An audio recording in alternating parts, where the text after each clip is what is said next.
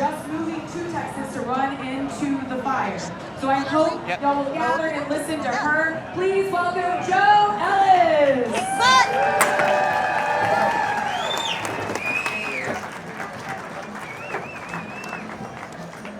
Thank you so much. Hello, Austin. So great to be here. I just moved here. I'm still trying to figure out how it all works, but as Shelby said, I'm here for the fight. Good to see you. Good to see you. It's kind of a weird transition to go from serious talk to jokes, but I am trans, so you think I'd be good at transitions by now, right? Yeah. So come on up.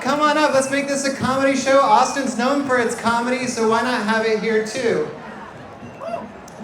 My name is Joe, and because we're in Texas, I am legally required to tell you all that I am trans. Yeah, a real one live in the flesh. Yep. All right. Woo! That's awesome. I go by Joe, J-O. I used to go by Joe, J-O-E. But like most things with transition, you just change the parts you don't like. Yeah. Yeah, and a little bit more about me. I did serve in the military for 16 years as a Black Hawk pilot. Thank you. I would hold your applause though. President Trump last summer fired me from the military for being trans. He said, "You're fired." Yeah, so I figured I'd start my career in stand-up comedy. I hear it's very lucrative, and so I'm happy to be here making the big bucks, you know? Oh God, it's a good time. You know, being fired for being trans is not the only surprise I've had in the last year. I was also accused of crashing my Black Hawk into the airliner in DC back in January. I don't know if you all saw that, it kind of blew up. Yeah, I was accused of being a trans terrorist who committed a murder-suicide, killing 67 people, including myself. Quite a feat. I'm not sure how you can top that. Like, how do you become more famous than dead? I'll always be chasing it. I can't even go and crash my Black Hawk intentionally now because no one would believe it. Fool me once. That's a famous Texas phrase, man. Fool me once. It's an old George Bush throwback for y'all. Yeah. And during the doxing process, when I was number 2 on Twitter, not to brag, they found out I'm converting to Judaism. It's a strange fact, trans and Jewish. If you haven't noticed, my hobby is collecting identities people hate. Yeah, I've got trans, I've got Jew-ish, I've got woman-ish, I've got, I'm really into CrossFit. We never shut up about that. That's annoying, right? I think the worst part about me, though, my favorite band is Nickelback. I know, that's the worst offense. Thank you. I'm pretty much a DEI dream. If DEI wasn't dead, I would be living the dream, but this is what you voted for, America. I could have been flying my Black Hawk right now, but instead I'm here telling trans jokes. That's worth $1 million of military training, right? Yeah, Doge approved. Right.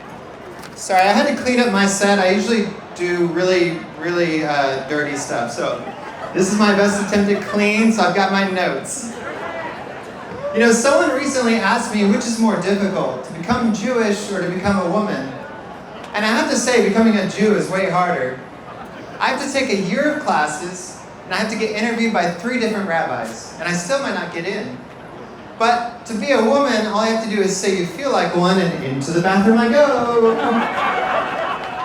Now, I think if we're going to compare transition to religion, it's got to be Christianity, right? There's no gatekeeping, definitely no background checks. And children's Bible study, where adults dress up like characters and read to kids? Sounds a lot like Drag Queen Story Hour to me. I mean, it's not as fabulous. It's definitely not as fabulous as our queens we saw today. Oh my goodness. I started thinking about that. Like, what if there was Drag Queen Bible study? Would that build the bridge? Would that bring us together? Yeah, I think so. Yeah, today, kids, we're going to be talking about the Old Testament. Let's just say, God be slaying. Yeah, David and Goliath, or that tiny twink with the rock. Yeah. A little bit more about me. I was married for 11 years, and when I came out to my wife as trans, she said, Joe, I love you, but I see you as a woman now, and I'm just not into women like that. And on the one hand, that's really affirming, but it also sucked. And I tried to make it work.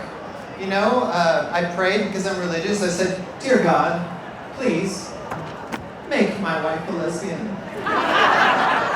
It didn't work. You can't pray them to become gay any more than you can pray them to be straight. Yeah. Conversion therapy doesn't work in either direction. Trust me, I tried.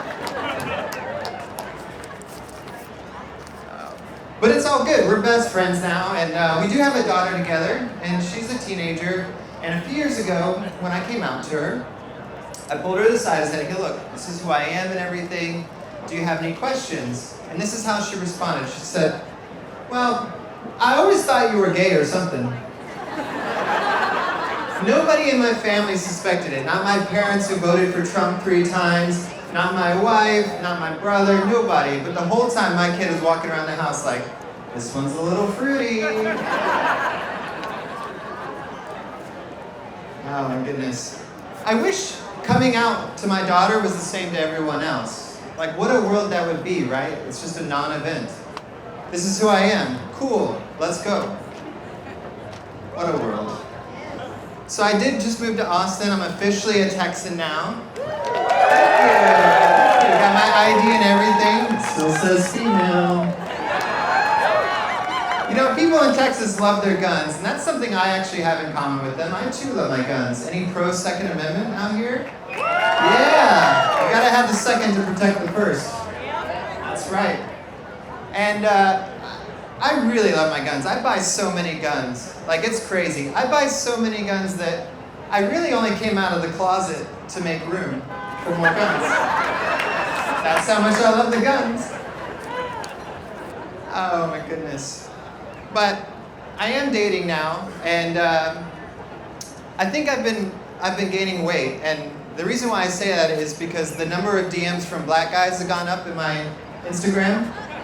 Yeah, who would have thought? I mean, I ain't complaining. Like, I like the attention, but I didn't know the scale would just say snow bunny when I got on it. Yeah, that's a weird one. But I am trying to lose weight. I am going to the gym because it's important for us trans ladies to stay fit so we can keep dominating sports. Yeah, that's what that CrossFit's for. But Texas is weird. I'm still trying to learn the laws here. They love freedom. In fact, they love so much freedom that the government has to regulate it. Yeah. They're banning books, weed, and abortions in Texas. Or as I like to say, a Good Friday night. Oh my God. Lately I've been trying to figure out where I'm allowed to pee. Because as you know, Texas passed a law where if I pee in the women's restroom in the airport, there can be a $5,000 fine. But yet I can go out on the street and I can pee for $500. Is that what 6th Street is for? Yeah, it's weird. It's like, where am I allowed to pee? Who knows?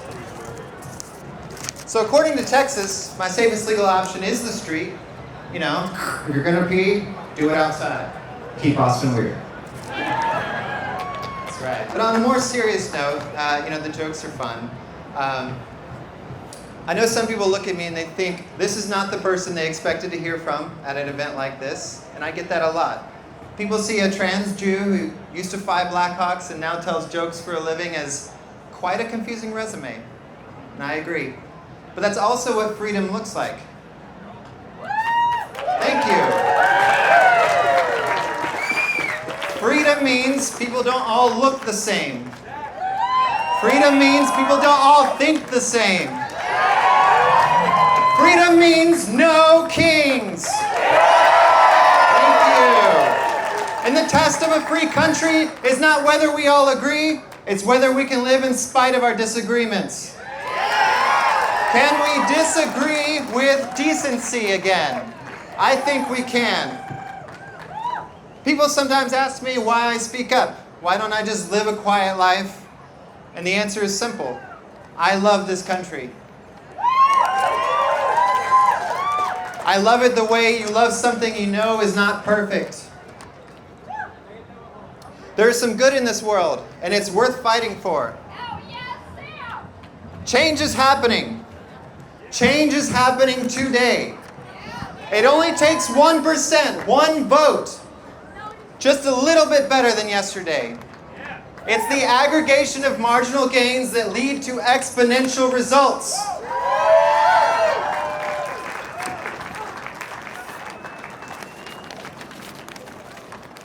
So when we say no kings, we're not saying we hate our country. We're saying we believe in it enough to hold it accountable. No kings mean the law matters. No kings means the Constitution matters. And no kings means we, the people, matter. I took an oath to defend this country against all enemies, foreign and domestic. That oath did not expire when Trump fired me from the military. I believe Austin is the front line of change in this country, and that's why I moved here to fight the fight. Soldiers don't run away from the front, they go towards it. It was an honor to be here today. Thank you so much for allowing me to speak at this historic event. I hope some of my jokes brought some levity to the situation, and at the same time it's serious. Thank you so much. My name is Joe Ellis.